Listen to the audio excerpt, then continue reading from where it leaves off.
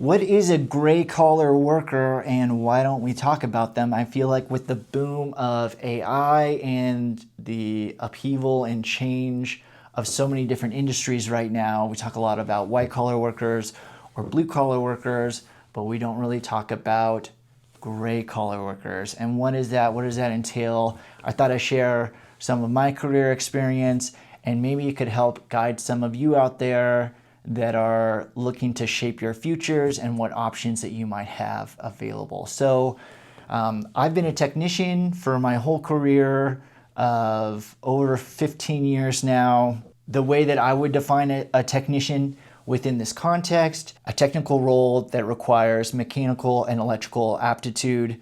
Some kind of combination of both of those put together may require one or the other, could be shifting, but requires both.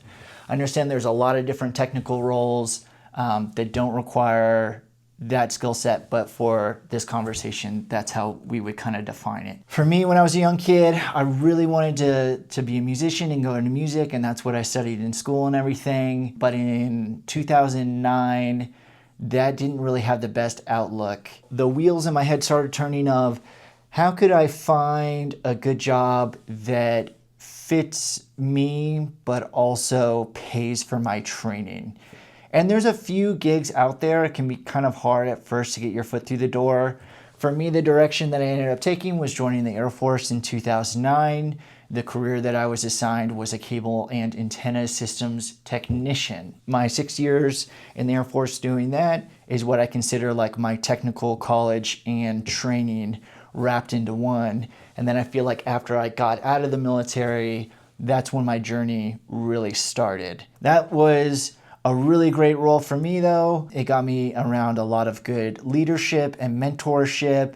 It really pushed me in a controlled environment and really showed me that I was capable of doing so much more. After getting out of the Air Force as a cable antenna systems technician, so in that role, I was doing like a lot of fiber optics and network installation. So doing like full fiber splices or doing network runs for commercial facilities, or hey, we're gonna splice a 1200 pair phone cable down in a manhole for 3 days. So it had a wide variety of technical tasks. Getting out of the Air Force, I really had no clue what I wanted to do. And I was thinking about going into carpentry. That didn't end up happening. I went into a land surveying apprenticeship. My career, like, it goes all over the place. And that's kind of the interesting thing about being a gray collar worker is there's a lot of different opportunities that you can find yourself in. I went from the Air Force to a land surveyor apprentice. I did that for a year and I really struggled with that role.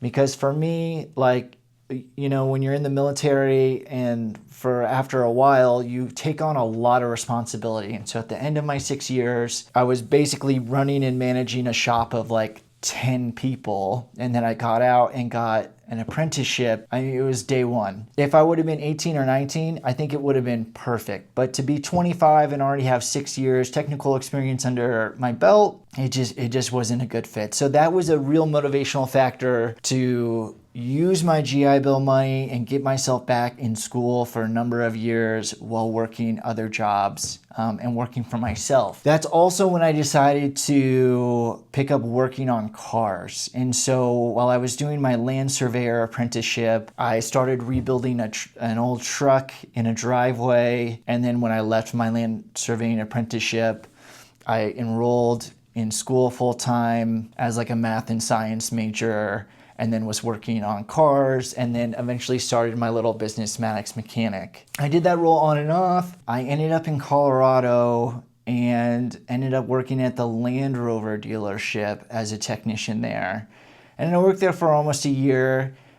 I learned a ton. Those vehicles are a nightmare to work on, but they really push you as a technician. But I was doing so much wrench turning, and for me, not enough like technical work that I didn't think it was a good role. So I got another role at a shop doing mostly diagnostic work, and that was a good fit. And then they cut my pay. And at that point, I was like so over the automotive industry.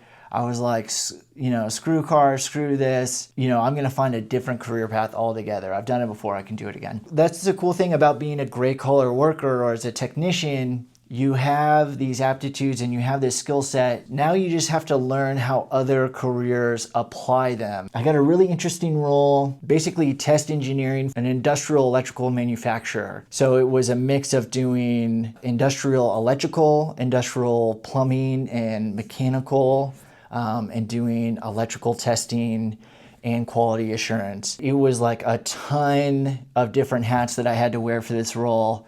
And it was really exciting. It was really awesome. It was extremely difficult and the pay wasn't great.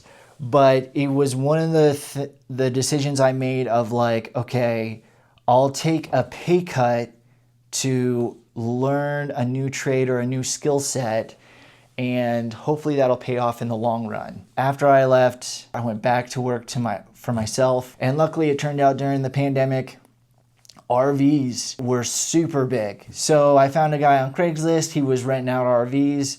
The RVs were constantly breaking down, needing maintenance. He had a small fleet. He's like, I need like a personal mechanic that can come down to the RV lot, a few times a week and do maintenance and troubleshooting. So then I did that gig for, that lasted for like 2 years before that market kind of changed. And then I had to start figuring out, what I was gonna do. That's when I landed a gig in avionics, in aerospace. I had to get a certification to be able to be in that role. And I worked at that role for almost 2 years. I learned a lot. I was pushed a lot. And now I've been back to working for myself for almost 2 years again. And this all kind of comes up in my mind because my buddy called me up and he's wanting to open up a shop together and all this stuff. And it just made me, had the wheels turning of like my career journey, sharing it with you all, what it can be. So as far as gray collar work is concerned, going from a broke 19-year-old musician in a bedroom, staring at the wall, being like, what am I going to do with my life? To like doing really cool stuff with the military, being able to work on all these different crazy, cool foreign cars and diagnose and troubleshoot them, and then being able to work in aerospace and doing electrical in that context as well. And then a lot of mechanical work in between.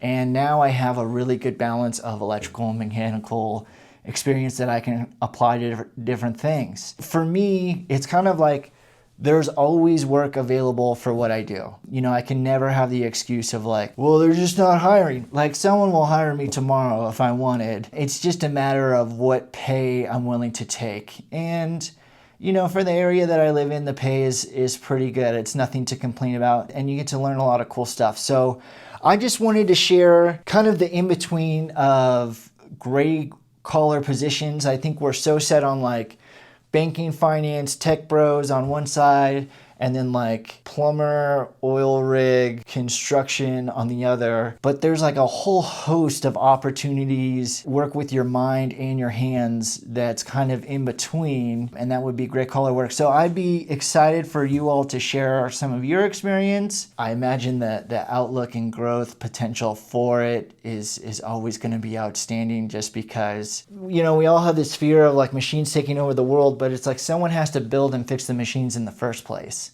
And that's kind of where gray collar work, I think, really steps in and shines. That's my journey.